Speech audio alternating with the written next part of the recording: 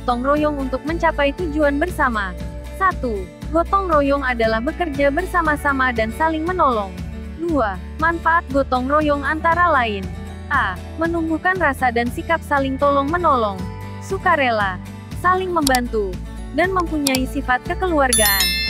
B. Membina hubungan sosial yang baik terhadap masyarakat sekitar. C. Menciptakan rasa kebersamaan dan menumbuhkan rasa kasih sayang. D. Mempererat tali silaturahmi atau persaudaraan. E. Meringankan pekerjaan dan menghemat waktu dalam menuntaskan suatu pekerjaan. F.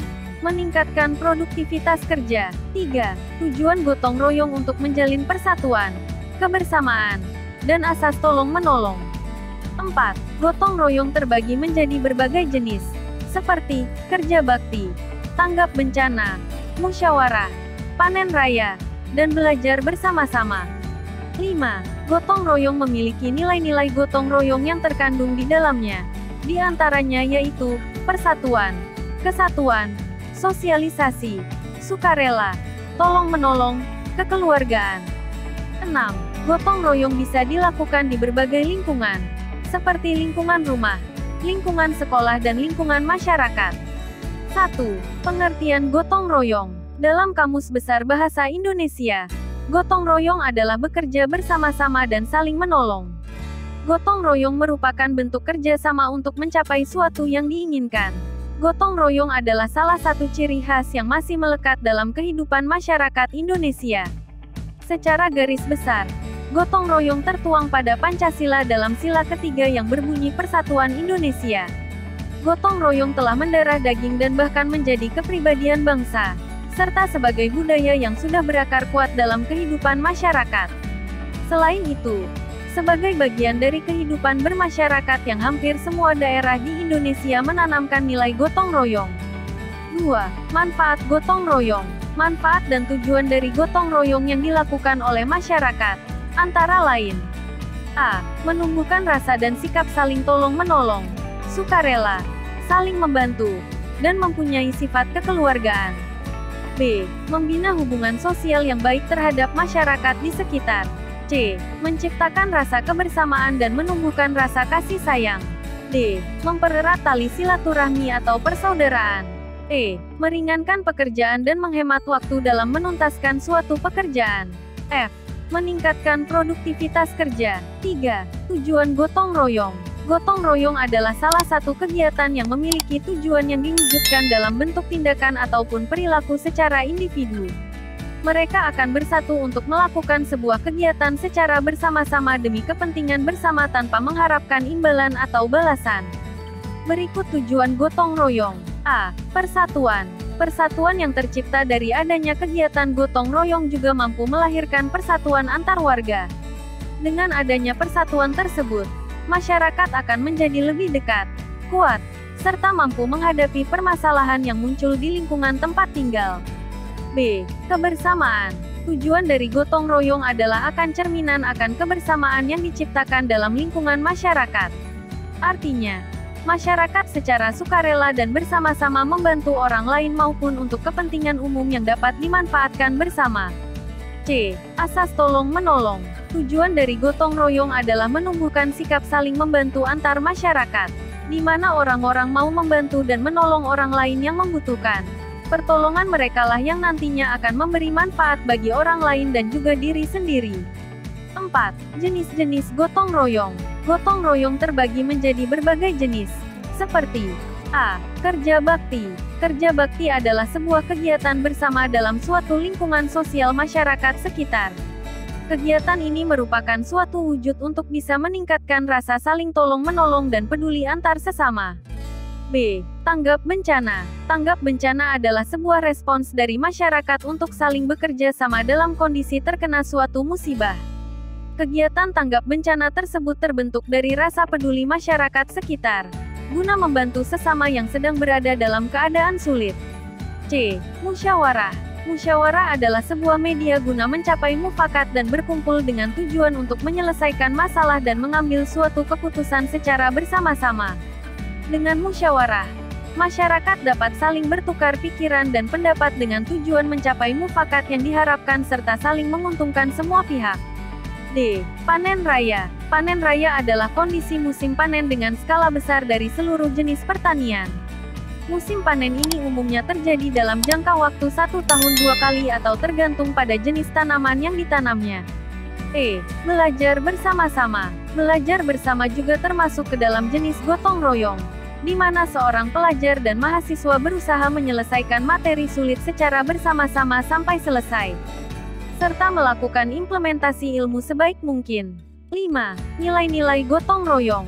Gotong royong memiliki nilai-nilai gotong yang terkandung di dalamnya. Di antaranya yaitu A. Persatuan. B. Kesatuan. C. Sosialisasi. D. Sukarela. E. Tolong-menolong. F. Kekeluargaan. 6. Karakteristik gotong royong. Gotong royong mempunyai beberapa karakteristik, yaitu sebagai berikut. A. Gotong royong adalah salah satu sifat dasar yang menjadi unggulan orang-orang Indonesia dan tidak dipunyai oleh warga negara lain. B. Dengan adanya gotong royong, banyak orang mempunyai rasa peduli yang tinggi dan juga terciptanya kebersamaan dalam setiap kegiatan yang dilakukan secara bersama-sama.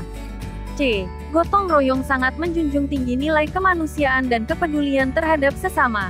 Di dalam kegiatan gotong royong seluruh kegiatan dan pekerjaan dilakukan secara bersama-sama, tidak membeda-bedakan maupun memandang kedudukan serta derajat seseorang. D. Gotong royong juga memiliki makna yakni saling membantu guna mencapai sebuah kerukunan dan juga kebahagiaan dalam menjalani kehidupan di dalam masyarakat. E. Kegiatan gotong royong juga dilakukan secara sukarela sehingga tidak mengharapkan imbalan maupun balasan apapun. 7. Gotong royong di berbagai kehidupan. Gotong royong bisa dilakukan di mana saja tempatnya. Berikut adalah beberapa contoh gotong royong yang bisa dilakukan. Antara lain: A. Dalam lingkungan keluarga. Gotong royong dalam lingkungan keluarga, seperti 1. Gotong royong membersihkan kamar mandi. 2. Gotong royong membersihkan rumah. 3. Gotong royong mengepel lantai. 4. Gotong royong membantu ibu menyiapkan makanan. B. Dalam lingkungan sekolah. Gotong royong dalam lingkungan sekolah, seperti 1. Membersihkan kelas secara bersama-sama. 2. Mengerjakan kegiatan kerja bakti, misalnya membersihkan halaman sekolah secara bersama-sama. 3. Mengerjakan tugas kelompok secara bersama-sama dan adil.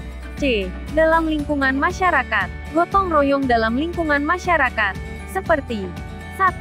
Gotong royong dalam membangun masjid. 2. Gotong royong mengerjakan kegiatan pertanian, misalnya bertanam dan memanen hasil pertanian. 3. Gotong royong ketika memperbaiki rumah. 4. Kerja bakti membersihkan lingkungan desa. 5. Gotong royong membangun jembatan penghubung antar desa. Aku bisa kerjasama dengan temanku. 1. Kerjasama atau gotong royong bisa dilakukan di berbagai bidang kehidupan. 2. Bentuk-bentuk sikap kerjasama yang dapat ditunjukkan antar anggota keluarga antara lain: A. Bertanggung jawab terhadap kebersihan dan kerapian rumah. B. Menjaga kebersihan lingkungan rumah. C. Mematuhi setiap aturan yang telah ditetapkan dalam keluarga. D. Mengerjakan tugas masing-masing sesuai dengan kesepakatan bersama. 3. Bentuk-bentuk kerjasama yang bisa dilaksanakan di lingkungan masyarakat antara lain: A. Pelaksanaan kerja bakti untuk kebersihan lingkungan. B. Membantu tetangga yang sedang mengalami kesusahan. C. Ikut serta melaksanakan program sistem keamanan lingkungan seperti Siskamling. Mematuhi aturan yang ada dalam masyarakat. 4. Bentuk kerjasama dalam masyarakat dalam bidang budaya dapat dilakukan melalui: A. Menghormati dan menghargai keberagaman budaya di daerah dengan mengadakan festival budaya. B. Melaksanakan pertukaran budaya daerah untuk mempertebal rasa persatuan dan kesatuan. C. Bekerja sama menjalin persaudaraan antar daerah dengan menghilangkan sikap primordialisme. 5. Bentuk kerjasama bidang ekonomi dalam kehidupan masyarakat dapat dilakukan dengan cara: A. Kerjasama dalam membayar pajak. B. Kerjasama mendirikan koperasi sebagai soko guru perekonomian Indonesia. C. Kerjasama memberikan bantuan modal usaha kepada pengusaha kecil dengan sistem pengembalian yang tidak merugikan pengusaha kecil. 6. Bentuk kerjasama dalam bidang pertahanan dan keamanan dalam masyarakat dapat dilakukan melalui cara-cara: A. Melaksanakan kegiatan ronda malam atau Siskamling. B. Membentuk kemitraan antara polisi dan masyarakat untuk mengantisipasi kemungkinan gangguan keamanan yang terjadi. C. Ikut serta dalam upaya kegiatan bela negara sesuai dengan kondisi lingkungan sekitar. 7. Sikap-sikap yang harus dikembangkan dalam menjalin kerjasama antar umat beragama dalam kehidupan bermasyarakat antara lain saling tenggang rasa, tidak memaksakan seseorang untuk memeluk agama tertentu, melaksanakan ibadah sesuai agamanya masing-masing. 8. Sikap-sikap tidak terpuji yang harus dihindari dalam mengembangkan dan menjalin kerjasama antar umat beragama dalam kehidupan bermasyarakat antara lain sikap fanatik, sikap individualisme. 9. Bentuk kerjasama antar umat beragama dalam masyarakat dapat dilakukan melalui cara-cara sebagai berikut. A. Saling memberikan bantuan bila terkena musibah bencana alam.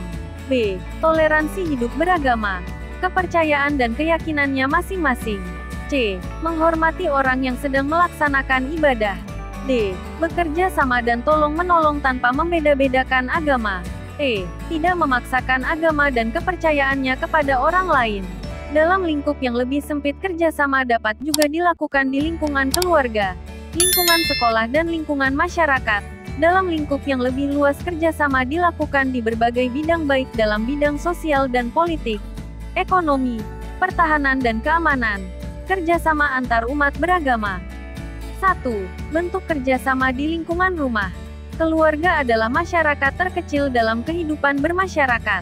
Walaupun masyarakat terkecil, keluarga merupakan lingkungan pertama pengenalan pendidikan sebelum sampai ke masyarakat.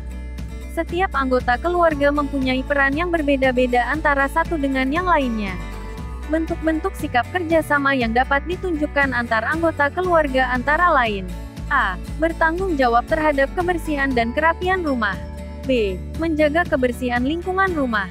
C. Mematuhi setiap aturan yang telah ditetapkan dalam keluarga. D. Mengerjakan tugas masing-masing sesuai dengan kesepakatan bersama. 2. Bentuk kerjasama di lingkungan masyarakat. Masyarakat terdiri dari beberapa individu yang hidup bersama dalam wilayah tertentu, bergaul dalam waktu yang lama, mempunyai aturan yang mengatur bagaimana warga masyarakat berperilaku sehingga memunculkan kesadaran diri pada setiap warganya sebagai satu kesatuan. Bentuk-bentuk kerjasama yang bisa dilaksanakan di lingkungan masyarakat antara lain. A. Pelaksanaan kerja bakti untuk kebersihan lingkungan. B. Membantu tetangga yang sedang mengalami kesusahan. C. Ikut serta melaksanakan program sistem keamanan lingkungan (Siskamling). D. Mematuhi aturan yang ada dalam masyarakat. 3. Bentuk kerjasama dalam bidang sosial budaya. Bentuk kerjasama dalam bidang sosial dapat dilakukan antara lain melalui A. Gotong royong memperbaiki jembatan yang roboh, kebersihan lingkungan, menjaga kepentingan lingkungan yang sifatnya untuk kepentingan umum. B. Membantu tetangga saat mengalami kesusahan, misalnya bersama-sama membantu mendirikan rumah tetangga yang roboh karena angin topan. C. Membantu korban bencana alam sesuai dengan kemampuan. D. Memberikan informasi kepada pihak berwajib jika ada peristiwa kriminal di sekitarnya. Bentuk kerjasama bidang budaya dapat dilakukan melalui A. Menghormati dan menghargai keberagaman budaya di daerah dengan mengadakan festival budaya. B. Melaksanakan pertukaran budaya daerah untuk mempertebal rasa persatuan dan kesatuan. C. Bekerja sama menjalin persaudaraan antar daerah dengan menghilangkan sikap primordialisme. 4. Bentuk kerjasama bidang ekonomi. Bentuk kerjasama bidang ekonomi dalam kehidupan masyarakat dapat dilakukan dengan cara A. Kerjasama dalam membayar pajak, di mana para wajib pajak melaksanakan kewajibannya dengan membayar pajak, sementara pemerintah dengan kewenangannya menggunakan pajak untuk melaksanakan pembangunan nasional dalam mewujudkan masyarakat adil dan makmur. B. Kerjasama mendirikan koperasi di mana koperasi dibentuk oleh para anggota dijalankan oleh anggota dan hasilnya untuk kepentingan anggota. C. Kerjasama memberikan bantuan modal usaha kepada pengusaha kecil dengan sistem pengembalian yang tidak merugikan pengusaha kecil. 5. Bentuk kerjasama bidang pertahanan dan keamanan. Bentuk kerjasama dalam bidang pertahanan dan keamanan dalam masyarakat dapat dilakukan melalui A. Melaksanakan kegiatan ronda malam atau siskamling untuk menjaga keamanan lingkungan sekitar. B. Membentuk kemitraan antara polisi dan masyarakat untuk mengantisipasi kemungkinan gangguan keamanan yang terjadi. C. C. Ikut serta dalam upaya kegiatan bela negara sesuai dengan kondisi lingkungan sekitar. 6. Bentuk kerjasama antar umat beragama. Sebagai bangsa yang religius, negara Indonesia menjamin kemerdekaan tiap-tiap penduduk untuk memeluk agamanya masing-masing dan untuk beribadat menurut agamanya dan kepercayaannya. Kerjasama antar umat beragama adalah kerjasama dalam hal upaya menciptakan kerukunan hidup antar pemeluk agama dengan mengembangkan sikap saling hormat menghormati dan toleransi. Sikap-sikap yang harus dikembangkan dalam menjalin kerjasama antar umat beragama dalam kehidupan bermasyarakat antara lain. A. Saling tenggang rasa. Saling menghargai. Toleransi antar umat seagama dan umat yang berbeda agama. B. Tidak memaksakan seseorang untuk memeluk agama tertentu. C. Melaksanakan ibadah sesuai agamanya masing-masing. D. Mematuhi peraturan keagamaan baik dalam agamanya maupun peraturan negara. E. Sikap saling menghormati hak dan kewajiban umat beragama. Sikap-sikap tidak terpuji yang harus dihindari dalam mengembangkan dan menjalin kerjasama antar umat beragama dalam kehidupan bermasyarakat antara lain. A. Sikap fanatik sempit, yaitu sifat yang merasa diri sendiri paling benar. B. Sikap individualis, yaitu sifat yang lebih mendahulukan kepentingan sendiri. Bentuk kerjasama antar umat beragama dalam masyarakat dapat dilakukan melalui cara-cara sebagai berikut. A. Saling memberikan bantuan bila terkena musibah bencana alam. B. Toleransi hidup beragama, kepercayaan dan keyakinannya masing-masing. C. Menghormati orang yang sedang melaksanakan ibadah. D. Bekerja sama dan tolong-menolong tanpa membeda-bedakan agama. E. Tidak memaksakan agama dan kepercayaannya kepada orang lain.